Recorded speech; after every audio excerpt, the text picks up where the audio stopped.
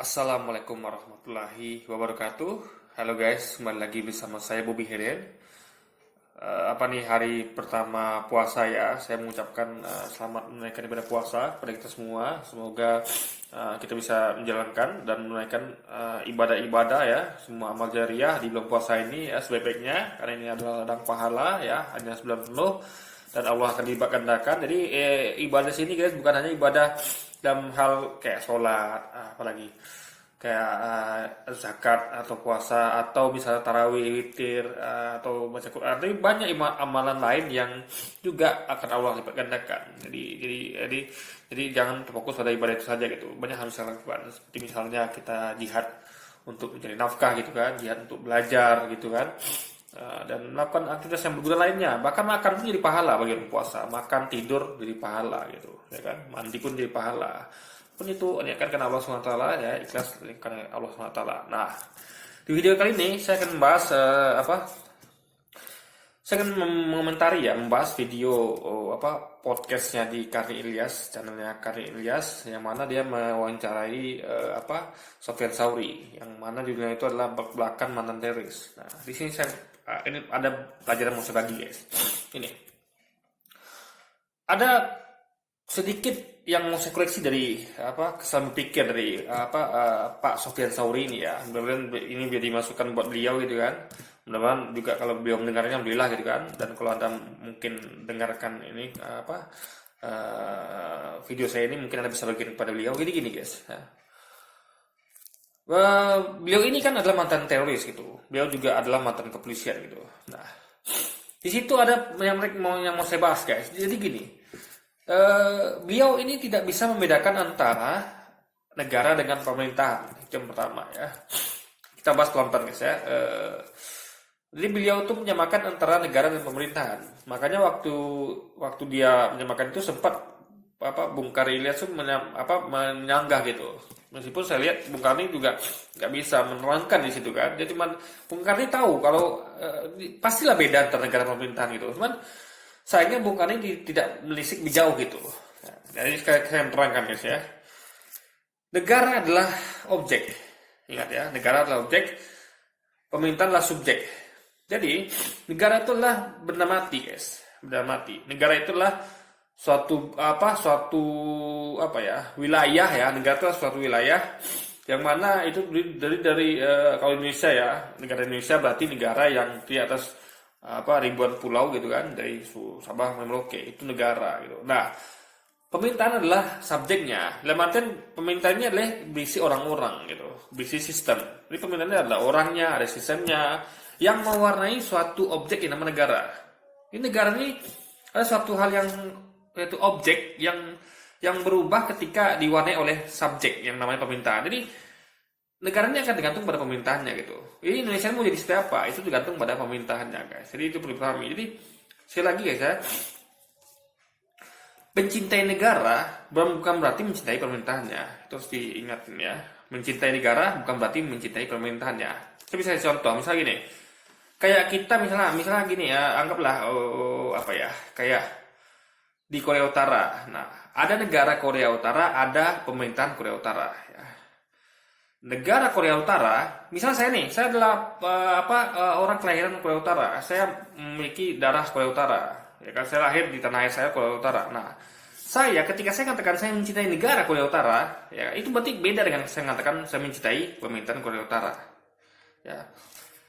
Pemerintahan Korea Utara itu dipimpin oleh Kim Jong Un gitu. Nah, dialah yang mewarnai Korea Utara sehingga menjadi negara komunis seperti sekarang ini gitu, ya kan.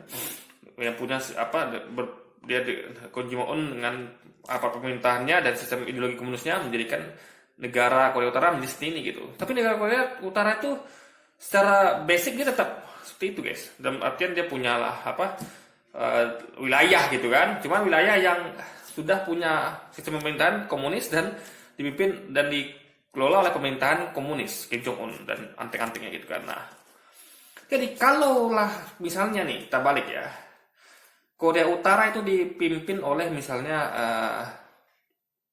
Erdogan misalnya, apa yang terjadi? Ya, tetap negara Korea Utara, tapi pemerintahannya ganti menjadi pemerintahan Muslim Islam itu dipimpin oleh Erdogan. Nah, Nah, jadi sekali lagi dan sistemnya kan berubah gitu. Dari komunis jadi Islamis gitu. Nah, jadi sekali lagi paham bedanya ya.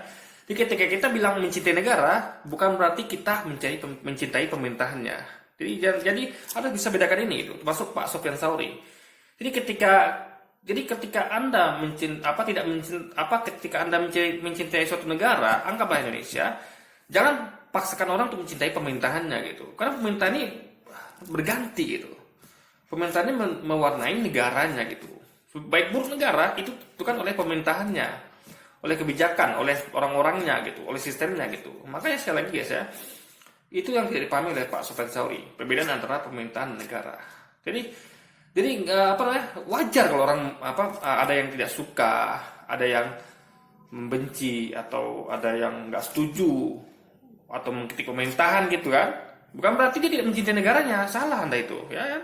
Jadi ketika karena pemerintahan bukan negara, sekali lagi. Jadi wajar ketika pemerintah dikritik, dibenci, misalnya tidak disukai atau protes kebijakannya, karena itu kan berpengaruh pada negara yang kita cintai gitu. Indonesia kita ini akan tergantung pada yaitu objek Indonesia ini kan adalah objek.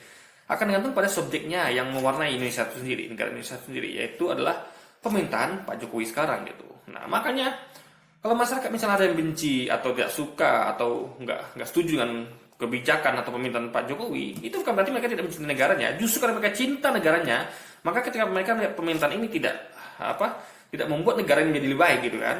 Contoh sekarang ekonomi merosot, ya kan, penanganan pandemi nggak bagus gitu kan.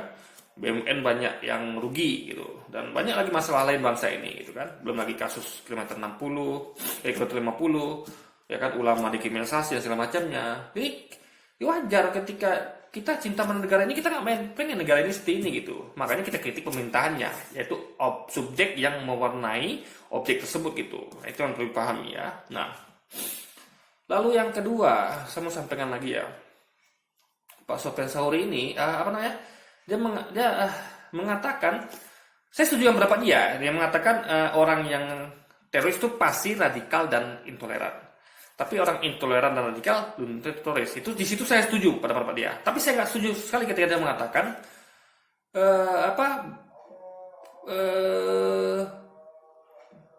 radikal dan intoleran itu adalah benih-benih orang menuju teroris itu. Benih gitu ya. Itu saya nggak setuju guys. Karena gini, dia harus paham akan hal ini ya. Nih, misalnya gini nih.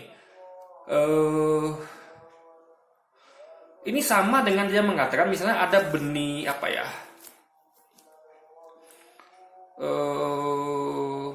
misalnya benih durian lah misalnya. Kita tahu durian itu enak rasanya kan. Nah, benih durian itu nggak akan bisa menjadi benih yang akan memunculkan racun gitu guys. Itu mungkin. Anggaplah itu adalah racun gitu kan, karena dia membunuh orang, merugikan kita semua gitu kan. Haram gitu kan, teroris itu kan, di Islam pun haram gitu. Nah, jadi bibit durian nggak mungkin jadi tanaman beracun gitu guys, ya kan. Nah, jadi ini sama dengan ini beda, maksud saya beda dengan tadi radikal, intoleran itu akan adalah bibit dari terorisme, itu beda gitu, ya kan? Karena ya, kalau ngomong bibit itu pasti sesuatu yang terjadi gitu. Yang artian kan kalau kita ngomong bibit durian, dia kan jadi durian gitu. Nggak mungkin bibit durian itu menjadi tanaman beracun gitu kan. Ya ngerti loh saya kan. Ada apa lagi yang bermanfaat lainnya? Tanaman sayur misalnya. Nggak mungkin sayur kol akan jadi bibit bibit sayur kol akan menjadi tanaman beracun. Gitu kan. Nah, ini beda dengan radikal terorisme. Itu radikal terorisme ya, itu nggak serta-merta menjadikan seorang itu teroris itu. Nah, jadi ada nanti di tengah-tengah, tergantung ini adalah suatu bibit ya. Kita tahu radikal dan intoleran ini adalah suatu bibit ya. Tapi belum tentu menjadikan seseorang itu radikal, teroris yang disebut dia tadi. Makanya dia nggak paham gitu guys.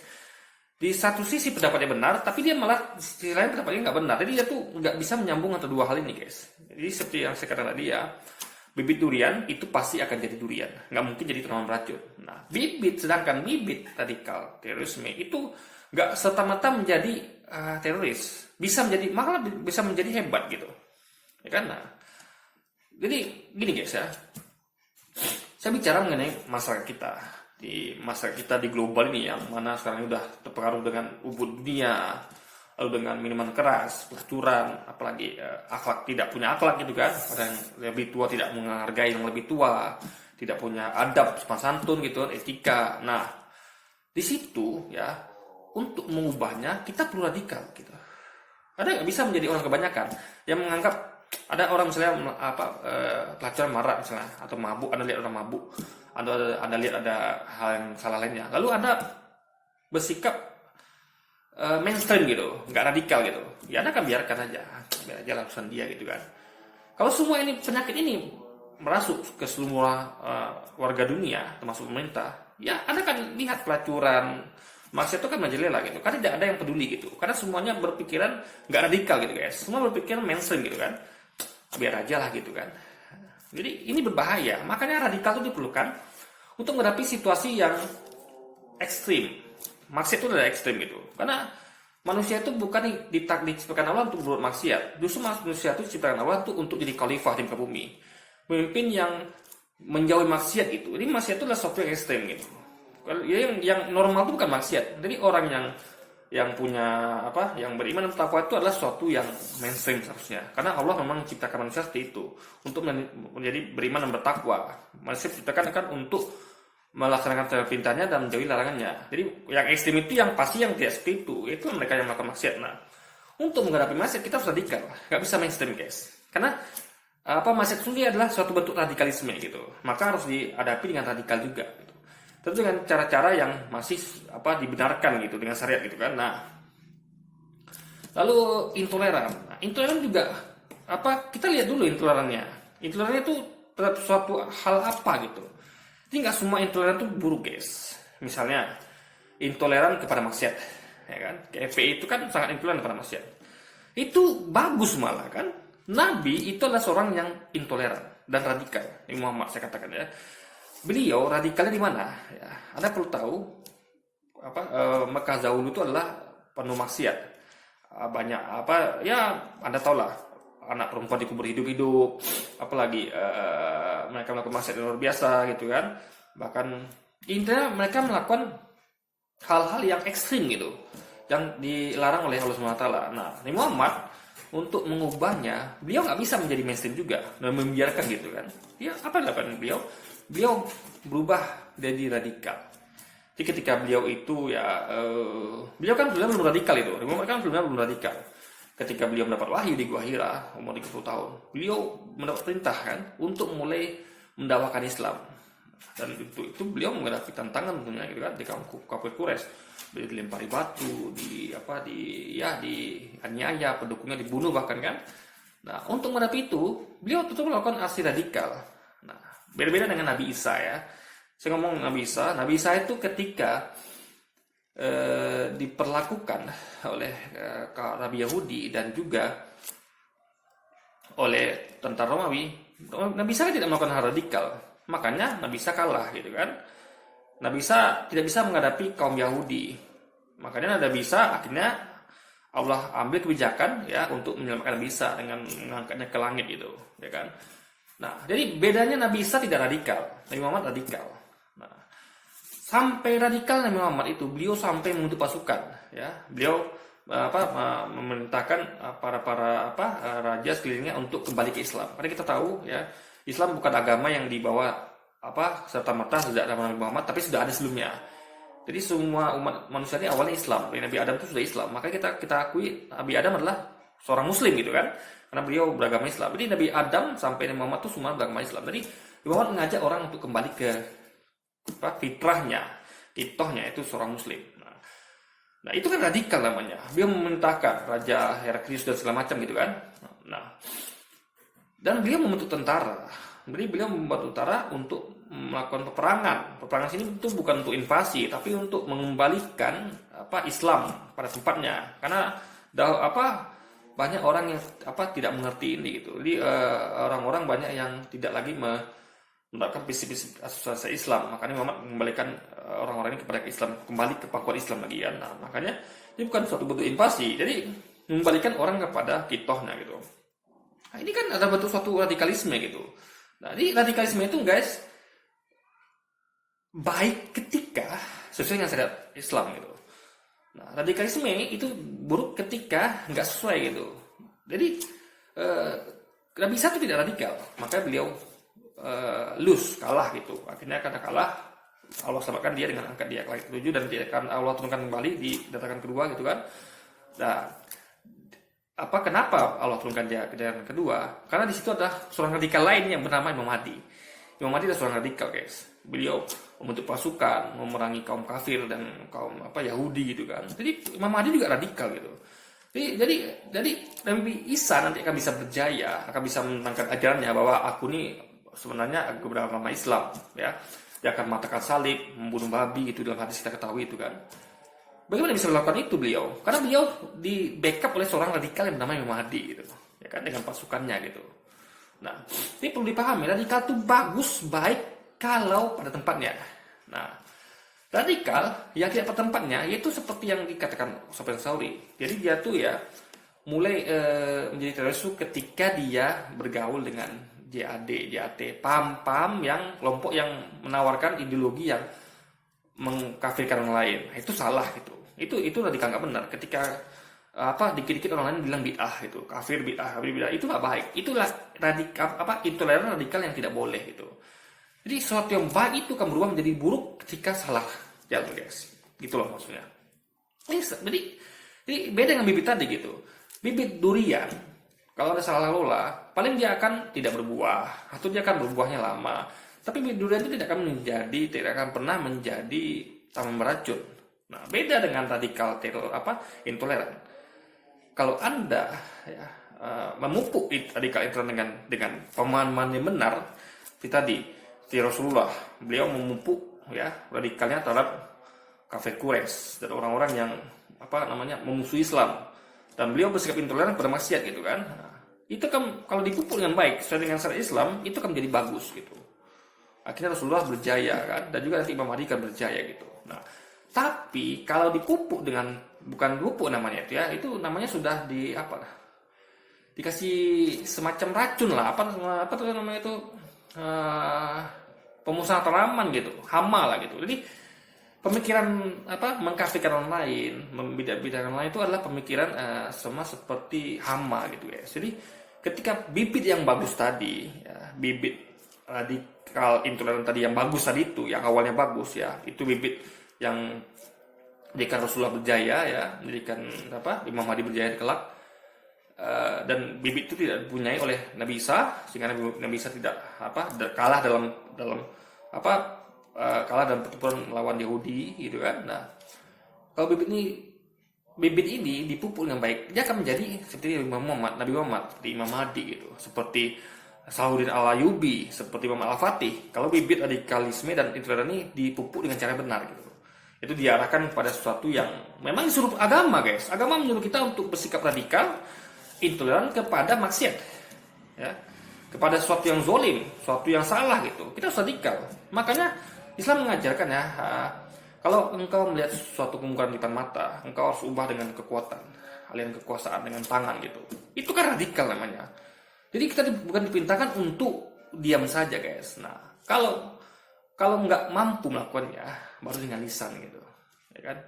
Nah, kalau nggak mampu dengan lisan nih, takut misalnya kan, dia minimal tidak menyukai dalam hati, dan itu adalah selama iman. Jadi Islam itu mengajarkan justru untuk radikal, ubah dengan tangan, kuasa. Kalau nampak suatu kemungkaran ya, suatu ketidakadilan, kezaliman, itu anda ubah dengan tangan. Itulah bentuk radikalisme. Jadi Islam itu mengajarkan radikalisme yang tepat gitu, bukan radikalisme dalam artian mengkafirkan orang lain, membid'ahkan orang lain, tapi radikalisme terhadap kemungkaran, terhadap maksiat, terhadap kezaliman, terhadap ketidakadilan. Itu yang Islam ajarkan. Jadi Islam itu mengajarkan radikalisme gitu. Bukti hadis tadi gitu. Jadi kalau ada kemungkaran, kita bukan diperintahkan untuk diam saja, tapi ubahlah dengan tangan, kekuasaan gitu. Itu bentuk radikalisme tertinggi, dan itu memberikan iman Anda sangat sempurna di mata Allah gitu. Dan kita memang harus intoleran pada maksiat. ya kita harus tidak menyukai. Intoleran kan berarti kan bersikap tidak toleran kepada maksiat. Ya, intoleran pada maksiat di dalam hati ini kan. Berarti kan kalau intoleran terhadap maksiat itu harus, malah wajib, bukan lagi boleh atau nggak boleh, wajib. Jadi ketika Anda intoleran kepada maksiat, pelacuran, perzinaan, apalagi namanya korupsi, intoleran terhadap kezoliman, keadilan, itu malah diperintahkan oleh agama. Jadi radikal, radikal dan intoleran itu adalah bibit yang baik. Kalau dipupuk akan menjadi sesuatu yang baik kalau dipupuk dengan benar gitu.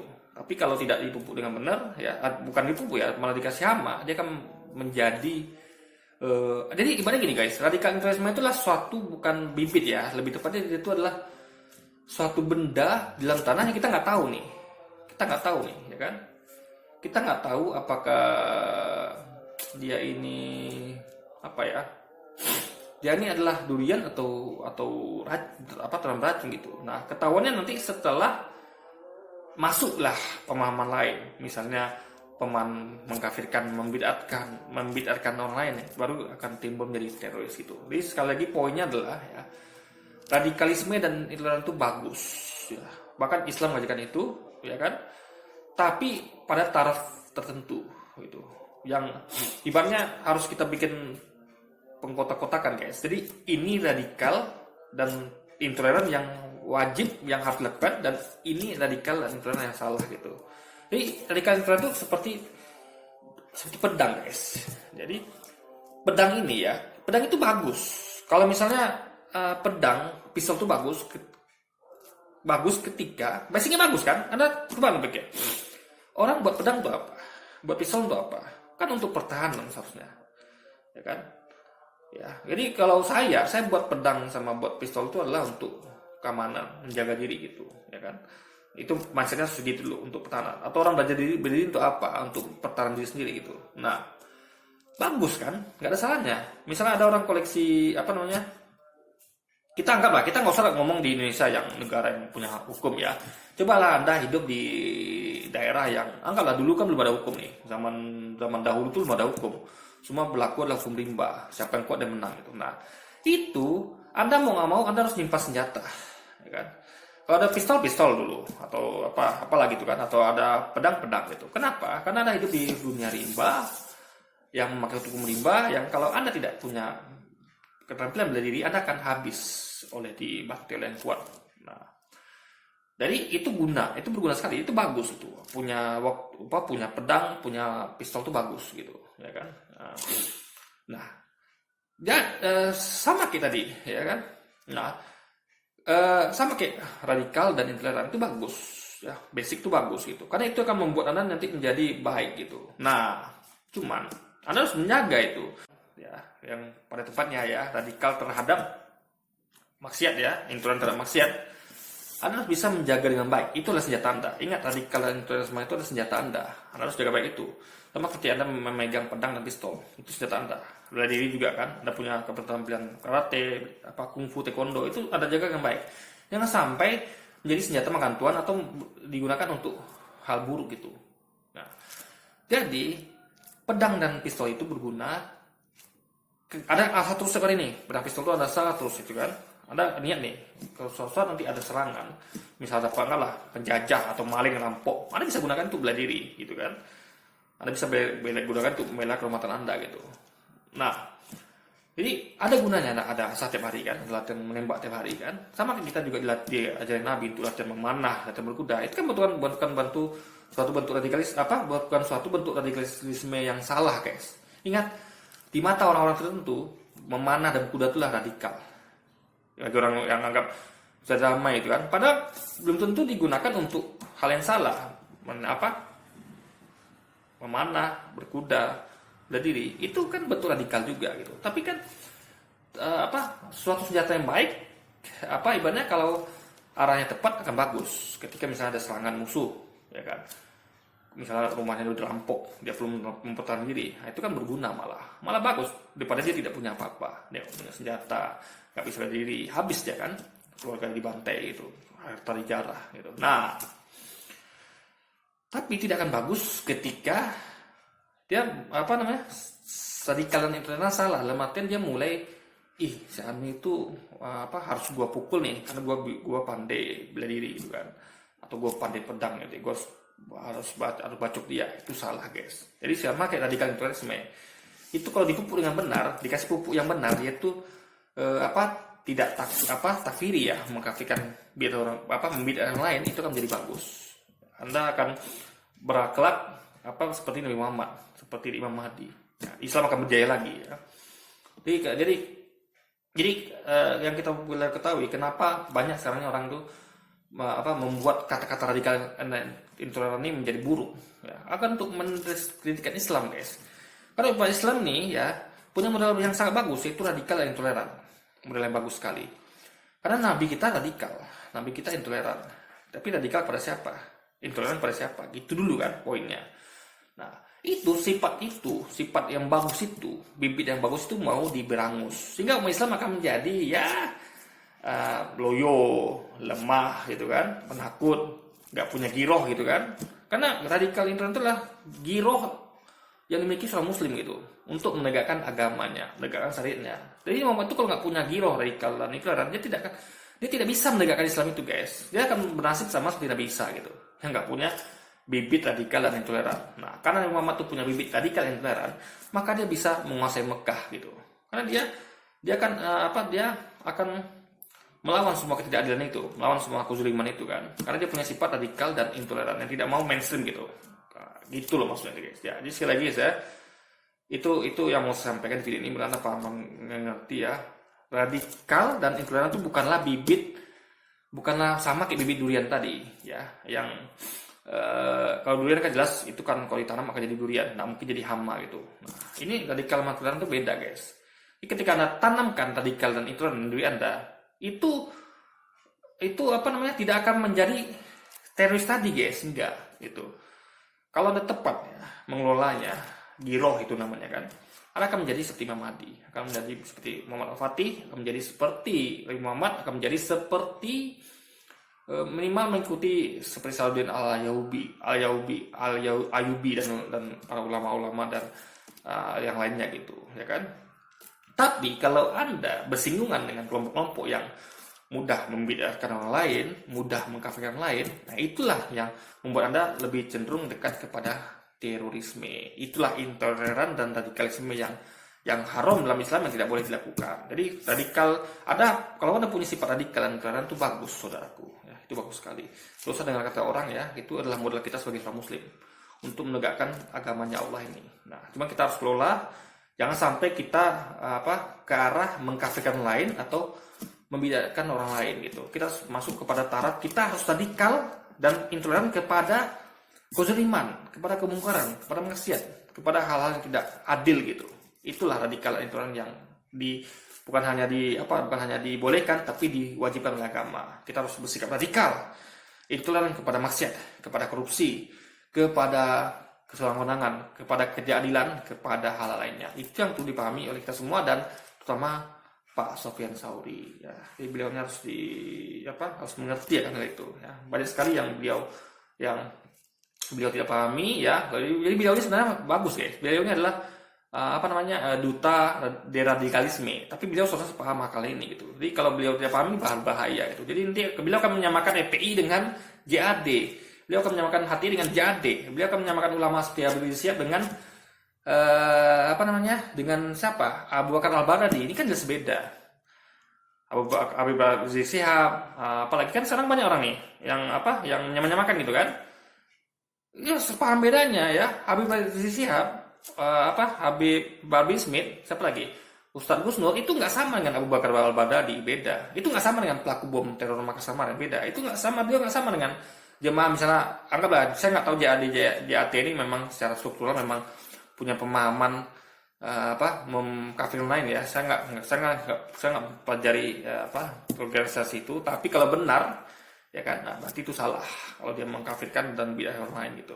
Jadi sekali lagi saya bedakan antara Habib Rizik Syihab, Habib Bahar Bin Smith, Ustadz Gus Nur, Ustadz Alvin Tanjung, FPI. HTI itu bukanlah Abu Bakar Al-Baghdadi, bukanlah ISIS, bukanlah pelaku teror bom Makassar, bukanlah Sufyan Saifuri dan kawan-kawannya yang dulu ketika beliau menjadi teroris. Beda. Jadi Habib Syihab, Habib Bahar Smith, Ustadz Gus Nur, TPI, HTI itu berada di radikal dan intoleran yang benar. Sufyan Sauri dan kawan-kawannya dahulu, ya pelaku bom teror Makassar, anggaplah JAD-JAT atau ISIS dan Abu Bakar Baghdadi ada di pihak radikal dan intoleran yang salah, guys. Jadi sekali lagi guys ya, Anda sekarang tinggal pilih, Anda mau berada di pihak radikal intoleran yang benar atau yang salah, guys. Jadi itu poinnya yang mau saya sampaikan di video ini. Jadi mudah-mudahan Anda paham, dan kalau Anda tidak ada yang mungkin ada yang tidak Anda pahami, Anda bisa komentar di bawah, saya akan berusaha menjawabnya gitu. Oke? Jadi mungkin sekian dulu video saya kali ini. Sampai jumpa lagi di video selanjutnya, dan selamat berbuka puasa nanti bagi yang muslim ya. Ini sekarang udah jam 3. Sekitar 3 jam lagi kita akan buka puasa. Selamat buka puasa gitu kan. Kita semoga puasa kita penuh bulan ini, dan kita bisa mengerjakan banyak amal soleha gitu kan. Ya apapun itu, mau berdakwah, mau jihad mencari nafkah, belajar gitu kan, mau ngaji, mau apapun itu, mau sholat tarawih, yang penting niatkan semua karena Allah, dan kita akan mendapatkan banyak limpahan pahala di bulan suci Ramadan ini. Oke? Sampai jumpa lagi di video selanjutnya. Wassalamualaikum warahmatullahi wabarakatuh.